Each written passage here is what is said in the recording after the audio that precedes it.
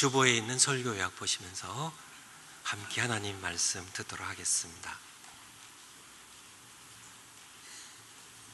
첫 번째, 예수님은 자신의 죄가 아니라 세상 죄를 지고 죽기 위해 이 세상에 오신 하나님의 어린 양이셨습니다. 29절, 이튿날 세례요한이 예수께서 자기에게 나오심을 보고 가로되 보라. 세례요한의 마음을 여러분들이 느낄 수 있으시겠어요? 보라, look, behold. 보십시오. 여러분 보십시오. 저기 오시는 분을 보십시오. 저분은 바로 하나님께서 보내신 여러분의 죄를, 내 죄를, 세상 죄를 지어가는 하나님의 어린 양이십니다. 그때 분명히요, 제가 느끼기엔요, 세례 요한의 가슴은, 심장은 쿵탕쿵탕 뛰었을 겁니다. 기쁨으로요, 감격으로요. 어둠의 세상이, 죽음의 세상입니다. 죄와 절망의 땅입니다. 세상은 우리의 시조 아담과의 범죄 이후로 세상은 소망이 없어 왔습니다. 끊임없는 죄악 가운데 살아왔죠. 어두운 절망의 땅에 드디어 하나님의 아들이 우리 죄를 지러 이 땅에 오시는 예수님의 모습을 바라보면서요, 세례 요한이 느꼈을 감격을, 그 기쁨을 여러분이 한번 같이 느끼셨으면 좋겠어요. 보라에 담겨있는, 참 세상 죄를 지어가는 저기 오신 저분을 보십시오. 세상 죄를 지어가는 자신의 죄가 아니라요, 바로 여러분의 죄를요, 저의 죄를 지고 세상 죄를 지고, 여기에 제가 보따리 하나 갖다 놨는데요, 일부 예배 때는 제가 깜빡 잊어버렸어요. 성찬 예식이 있어서 제가 목회 편지에 썼잖아요. 요즘 이 시대 현대인들에게 최악의 설교는 긴 설교라고. 그래서 좀 이렇게 조금 서두르다가 아마 제가 이것을 뭐 같아요, 이게요? 죄의 짐입니다. 세례 요한이 세상 죄를 지고, 참 그게 더러운 죄들, 그쵸? 사람들 어떠세요?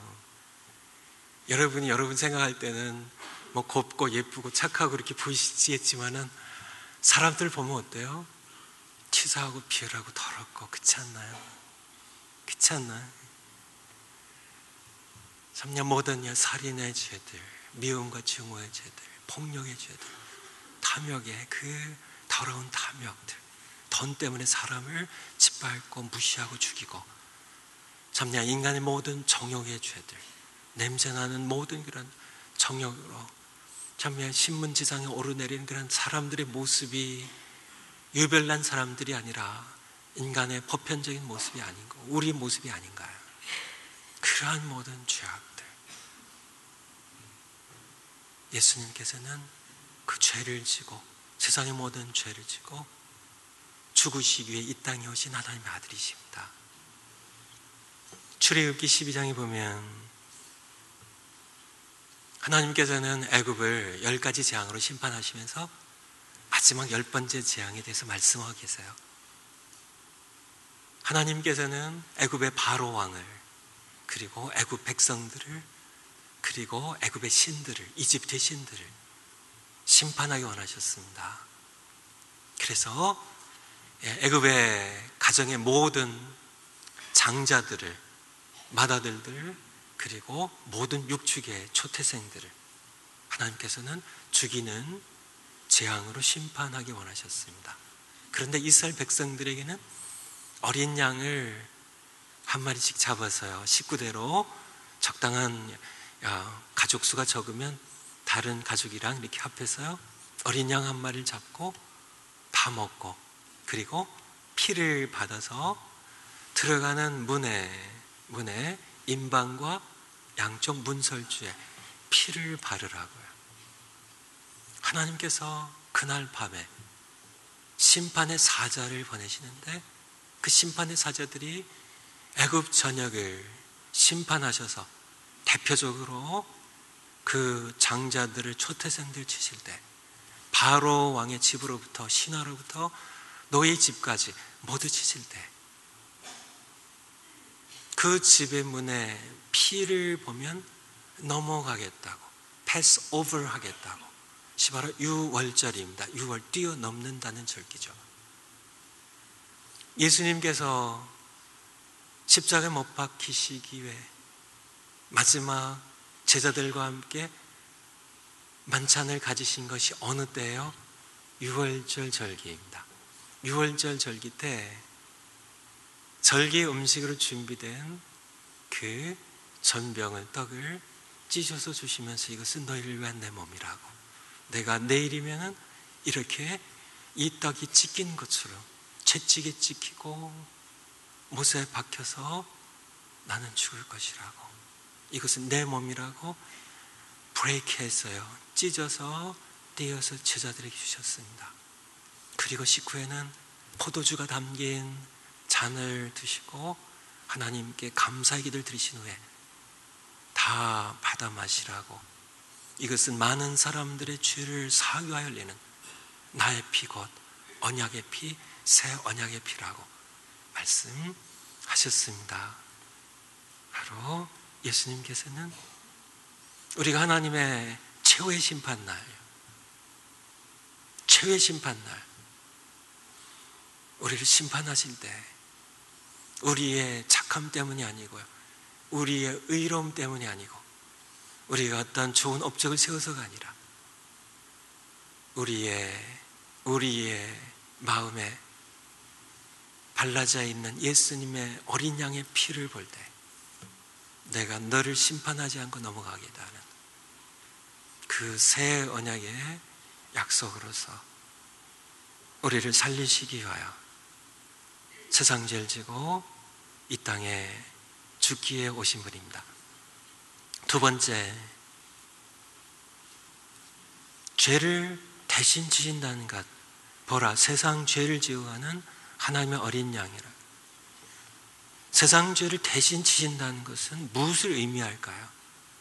그것은 죄의 결과를, 대가를 대신 담당하시는 겁니다. 죄의 삭은 무엇이에요? 로마서 6장 23절에 죄 삭은 사망입니다.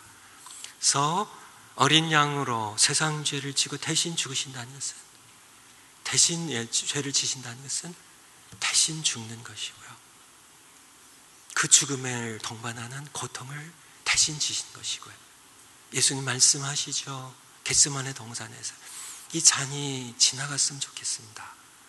그 잔이 무엇인가요? 하나님의 심판의 진노가 담긴 잔입니다. 세상 죄를 지고 내 죄를 지고 가신다는 것은 바로 하나님의 진노를 대신 받으신다는 것이고요, 그리고 하나님의 버림을 대신 받으신 겁니다. 죄의 결과죠. 나의 하나님, 나의 하나님, 어찌하여 나를 버리셨나이까? 예수님께서 부르짖으신 것처럼 예수님은 내가 당할 죄의 결과로 하나님의 버림받을 그 버림을 대신 당하셨습니다. 세 번째, 왜 대신 지셔야 했을까요? 왜 대신 지셔야 했을까요? 간단히 말씀드리면 우리가 그 죄의 결과를 감당할 수 없었기에, 우리가 죄와 사망의 권세를 이기고 그 죄의 결과를 감당하고 하나님께 돌아갈 수 없었기에, 모든 사람은 로마서 3장 말씀에 보면 모든 사람이 죄를 범하였음에 하나님의 영광에 이르지 못하다니라고 말씀하고 계십니다. 모든 사람입니다. 아담과 하와 이후로 이 세상을 살았던 모든 사람입니다. 단 한 사람도 빠짐없이 모두 죄의 권세 아래에 있고 다 치우쳐서 하나님 찾는 이도 없고 선을 행한 이도 없고 죄 가운데 빠졌다고 해요. 전부 50보 100보입니다. 전부 도토리 기적이에요. 우리가 보기에는 내가 좀 더 착하니, 내가 조금 의로우니, 조금씩 내가 율법을 더 잘 지키느니, 그래가지고 다른 사람을 비판하기도 하고 흉을 보기도 하고 자랑하기도 하지만은, 하나님의 눈으로 보기에는 전부 다 도토리 기적입니다. 다 죄인이에요. 하나님 보시기에는 태어나면서 죽을 때까지 단 한 번도 거짓을 행하지 않고, 단 한 번도 탐욕과 정욕에 매여서 마음으로라도 범죄하지 아니한 그러한 사람은 인류 가운데 역사상 아무도 없습니다. 다 치우쳤어요. 착한 듯 보이지만은 여전히 탐욕이 있고 시기가 있고 위선이 있고 나태하고 자기 일에는 열심히 품지만은 아파하는 사람들의 마음을 이해하지 못하고 비판하고 정욕과 탐욕 가운데 살아가는 그러한 사람들은 동일했습니다. 그래서 스스로 죄와 죽음의 문제를 해결할 수 없는 우리를 구원할 수 있는 분은 오직 창조자이신 하나님 자신밖에 없었기 때문입니다. 네 번째, 대신 지시는 방법. 그러면 어떻게 대신 지셨나요? 것은 신앙적인 용어를 빌어서 말씀드리면 그리스도와의 연합, The Union with Christ라는 그런 용어입니다. 그리스도와 연합을 통하여 대신 지셨습니다. 에베소서 5장 말씀 한번 보죠. 에베소서 5장, 갈라디아서 뒤에 빌립보서 앞에 있습니다. 에베소서 5장 31절 316면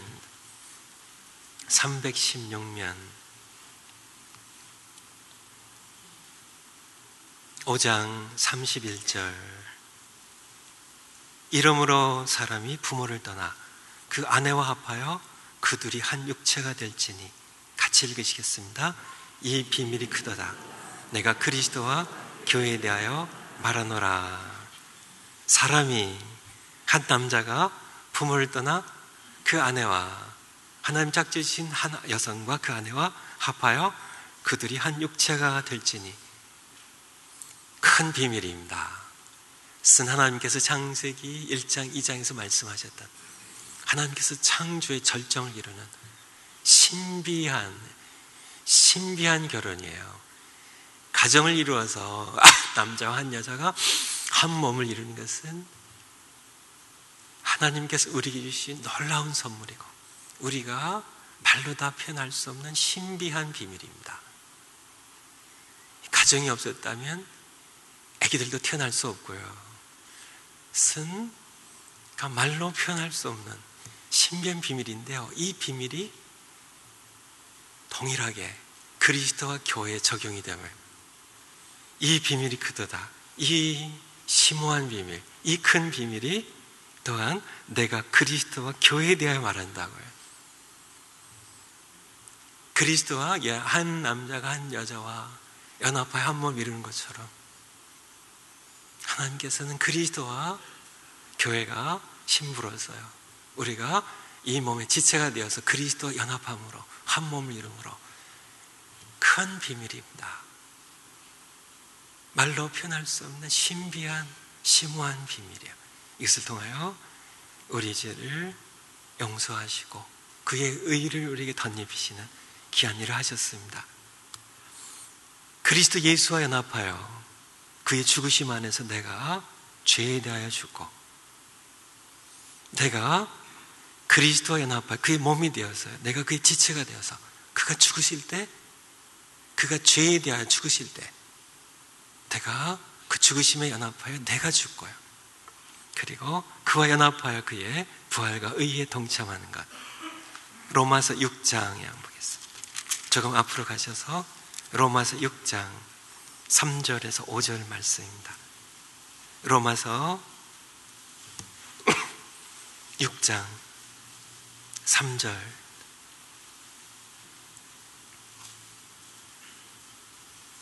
하나님의 말씀입니다. 무릇 그리스도 예수와 합하여 연합하여 그와 한 몸이 되어 그의 몸에 지체가 되어 세례를 받은 우리는 그의 죽으심과 합하여 그의 죽으실 때 같이 죽은 것입니다. 세례를 받은 줄 알지 못하느냐. 그러므로 우리가 그의 죽으심과 합하여 세례를 받음으로 그와 함께 장사되었나니 그와 함께 죽어서 묻혔나니 이는 아버지 영광으로 말미암아 그리스도를 죽은 자 가운데 살리심과 같이 그와 함께 죽고 우리가 그를 죽은 자 가운데서 부활케 하실 때 우리로 또한 새 생명 가운데서 연합하여 부활하게 살게 행하게 하려니라. 만일 우리가 그의 죽으심을 본받아 연합한 자가 되었으면 또한 그의 벌하심을 본받아 그와 연합한 자가 되리라고 우리에게 말씀해 주고 계세요.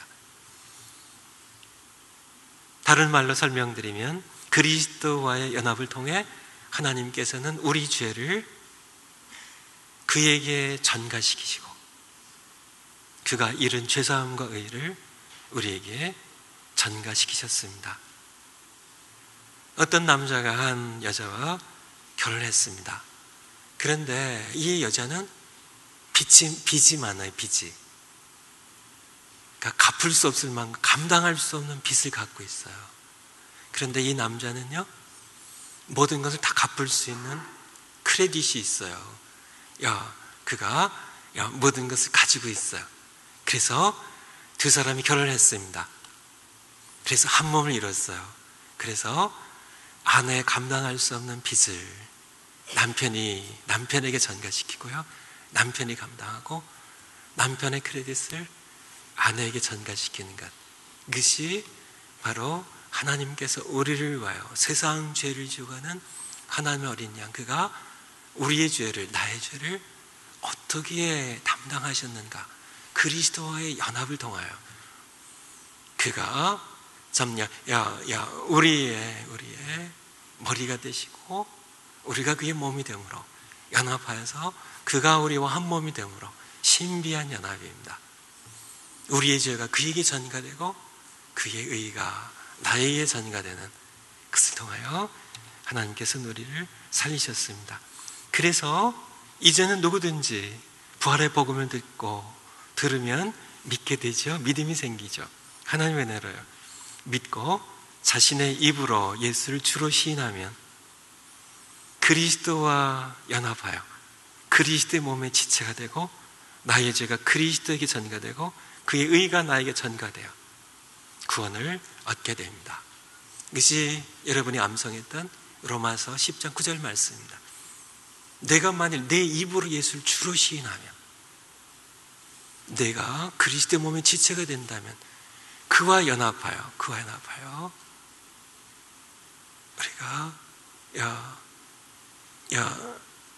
그의 십자가를 통하여 부활을 통하여 예비하신 구원에 이르게 됨을 사람이 마음으로 믿어 그의 부활하심을 죽은 자 가운데 살리실 것을 마음으로 믿어 의에 이르고 입으로 시인하여 구원에 이른다고 10절에서 우리에게 말씀해 주신 말씀이 바로 그 말씀입니다. 다섯 번째, 성찬 예식은 내가 스스로 해결할 수 없었던 나의 죄를 대신 지고 내 죄사함을 이루기 위하여 나를 대신해 죽으신 하나님의 아들을 기념하는 예식입니다. 마태복음 26장에 나와 있는 말씀이죠. 한번 찾아서 한번 보도록 하겠습니다. 마태복음 26장 말씀입니다.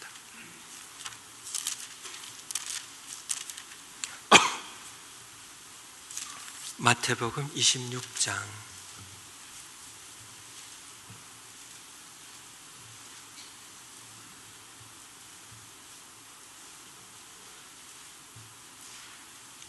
26절부터입니다. 저희가 먹을 때에 예수께서 떡을 가지사 축복하시고 떼어 제자들에게 주시며 가라사대 받아 먹으라 이것이 내 몸이니라 하시고, 떡을 가지사 한 떡입니다. 떡 하나예요. 떡 하나. 17절에 있는 것처럼 무교절의 첫날이 6월절입니다. 6월절이 끝나면 7일 동안 무교절이 계속되죠. 무교절 말씀처럼 누룩을 넣지 않은 발효시키지 않은, 누룩을 넣지 않은 그런 그러니까 밀가루 반죽을 기름을 발라서 구워낸 것이 바로 이 떡이에요. 이 떡이에요. 그래서 이 떡을 이게 큰 떡이죠. 이 떡을 가지사 축복하시고 떼어 찢어서 브레이크해서 제자들에게 주시면 가라사대 받아 먹으라고요. 이제 날이 밝고 난 체포될 것이고 십자가에 내가 채찍에 찢겨 죽을 내 몸이라고. 식후에 또한 잔을 가지사 사례하시고 하나님께 감사하시고 저에게 주시면 가라사대 너희가 다 이것을 마시라. 한 잔입니다. 한 잔에 담긴 포도주를 마시게 하신 후에 이것은 죄사함을 얻게 하려고 많은 사람을 위하여 흘리는 나의 피건 언약의 피라고 말씀하셨습니다. 한 떡에 참여함은 우리가 이렇게 떡을 이렇게 나눌 때 우리는 다 편의상 다 잘려놨지만은 사실은 예수님이 한 몸이에요. 한 몸입니다. 잘 하려면 크게 하나를 이렇게 만들어 가지고요, 이렇게 브레이크 해가지고 띄어서 각자 이렇게 띄어서 이렇게 먹는 것이 한 떡에 참여함으로 우리는 채찍에 찢기고 십자가에 죽으신 예수님의 몸에 참여한 것이고요, 그리스도와의 연합을 가리킵니다. 한 잔에 참여함으로 연합을 가리킵니다.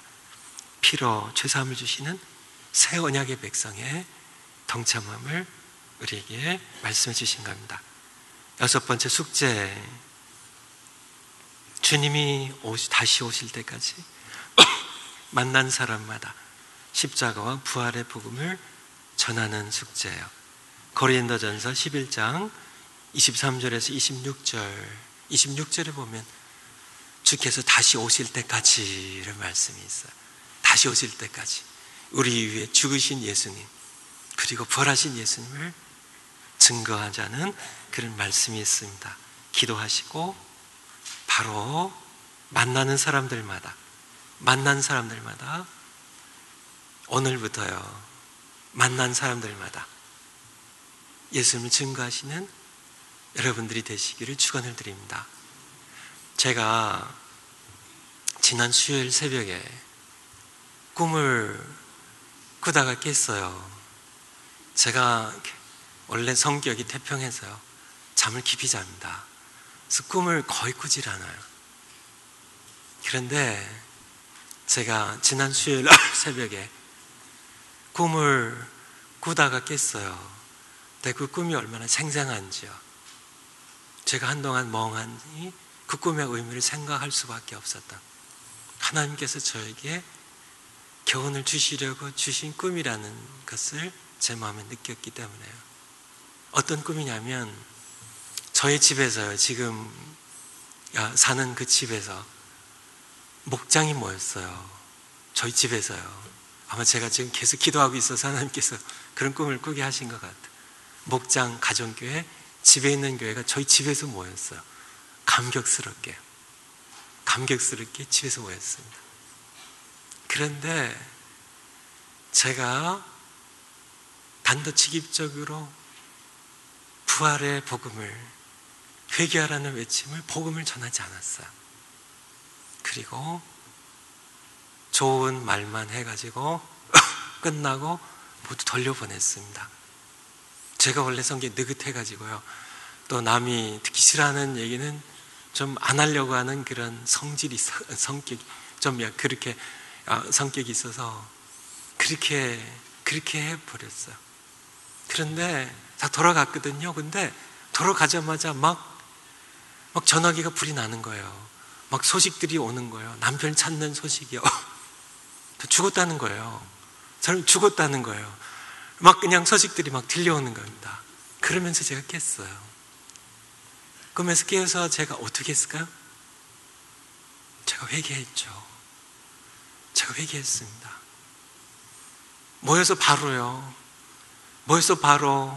회개하십시오. 참 여러분의 창조주가 살아계십니다. 그분만이 여러분 구원할 수 있어요. 세상은 침몰하는 배입니다.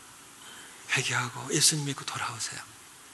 그냥 즉시입니다. 그냥 이것저것 망설일 거 없이요, 단도직입적으로 그냥 즉시요, 뭐 생각할 겨를 없이 바로 복음을 전했어야 되는데요.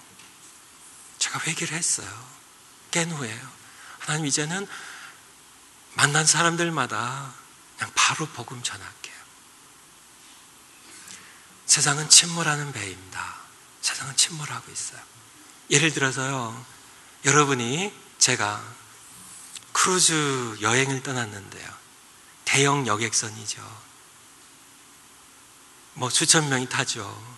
그런데 새벽 3시에 이상한 소리에 내가 깨어났습니다. 심상치 않아요. 자세히 살펴보니까 배가 침몰 중이에요. 침몰 중인 사실 파악하면 어떻게 할까요? 다시 잠들까요? 다시 잠들지 않습니다. 지금 그냥 골아 떨어졌는데, 깊이 잠에 들었는데 어떻게 깨워요? 조금 이따 깨우지, 그렇게 하나요? 아닙니다. 그렇지 하지 않습니다. 배가 침몰하고 있는 사실을 발견하면요, 가족들 깨웁니다. 뭐 깊이 잠든 게 뭐예요? 지금 한밤중인 게 뭐예요? 배가 침몰해. 얼른 깨, 얼른 깨. 깨어나십시오. 친구들 깨우고요, 이웃 선실들에게 빨리 갑판으로요, 참냐, 구명조끼 얼른 찾아 입고 얼른 갑판으로 뛰어나가십시오. 지금 배가 침몰한다니까요. 세상은 침몰하고 있습니다. 침몰하는 배예요. 타이타닉 호처럼요, 세월호처럼요, 세상은 침몰하고 있어요. 즉각적으로요, 그냥 반사신경으로, 그냥 결을 없이요, 즉각적으로 우리는 복음을 전해야 돼요. 미국의 문학가 가운데 노벨 문학상을 받은 어르네스트 헤밍웨이 작품 가운데 누구를 위하여 종은 울리나는 스페인 내전을 배경으로 하는 그런 작품이 있습니다. 누구를 위하여 종을 울린다고 생각하세요? 헤밍웨이가 참야 이 소설의 제목을 누구를 위하여 종을 울리나, 누구를 위하여 종을 울린다고 생각하세요? 누구를 위하여? 그분이 그 제목을 달았는데 누구를 위하여? 종은 울리나, 이 종이 무슨 종인지 아세요? 무슨 종인지 아세요? 결혼식 알린 즐거운 종인 것 같으세요? 아니에요. 그 작품 자세히 보세요. 이 종은 조종입니다. 조종. 장례를 알리는 종이에요. 죽은 사람을 알리는 종입니다. 이 종은 끊임없이 울리고 있습니다. 누구를 위하여? 모든 인류는 죽어가고 있습니다. 침몰하는 배에서 죽어가고 있어. 그것은 바로 나를 위하여 울리는 것임을요, 바로 당신을 위하여 울리는 것임을. 누구를 위하여 이 종이 울리나요? 이 조종이 참 죽음을 알리는, 장례를 알리는 이 종은 누구를 위하여 울리고 있나요? 바로 세상 모든 사람들이 죽어가고 있습니다. 인류 역사는 끊임없는 사람들이 지금 죄로 인하여 침몰하는 이 지구라는 이 거대한 배 가운데 수많은 사람들이 이미 죽었습니다. 아시죠? 죽었어요. 다 죽었습니다. 또 죽어가고 있어요. 다 죽습니다. 이 조종이 지금도 끊임없이 울리는, 바로 당신과 이 조종이 울리고 있다고요. 당신이 죽음을 알리고 있다고요. 바로 죽어가는 건 사람들의 조종을 알린 것은 바로 나의 죽음을 의미하는 것임을. 사람들은 늘 깨워야 됩니다. 세상이라는 이 배는 침몰하고 있어요. 죽어가고 있어요. 수많은 사람들이 이미 죽었어요. 참냐, 너무나 많은 사람들이 또 죽어가며 지옥의 나락으로 떨어져 가고 있어요. 이때 우리가 깊이 잠든 그런 세상에 우리는 깨어야 되지 않을까요? 여러분이 배가 침몰하고 있음을, 지구호라니 거대한 배가 침몰하고 있음을, 이미 수없이 죽어가고 있음을, 죽었음을 망설일 겨를이 있을까요? 만난 사람들마다 지구라는 맨 침몰하고 있습니다. 창조자 하나님만이 우리를 살릴 수 있음을, 유일한 탈출구는 그의 아들 예수 그리스도 그분임을, 우리가 이 침몰하는 배 가운데 죽음으로 침몰하지 않도록, 지옥으로 침몰하지 않도록 우리에게 유일한 탈출구로 열어주신 바로 그것을 위해 세상 죄를 지고 하나님 어린 양이 이 땅에 오셨고요, 그것을 위해 우리로 하여금 탈출할 수 있는 그 유일한 생명의 통로를 열기 위하여 그 다시 사셨음을, 여러분이 이것을 아시나요? 다 만난 사람들마다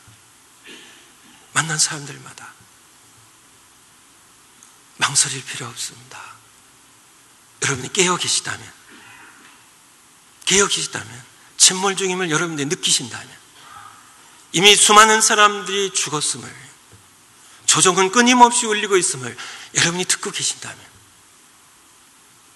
우리는 우리 식구들을 깨워야 하고요. 빨리 탈출해야 됩니다. 예수님이 탈출구예요. 우리 주변에 있는 사람들, 다른 선실에 있는 사람들 깨우고 그냥 있으면 죽습니다. 침몰하고 있어요. 이것이 바로 숙제예요. 만난 사람들마다 십자가 부활의 복음을 증거하는 그런 여러분들 되시기를 축원을 드립니다. 기도하시겠습니다.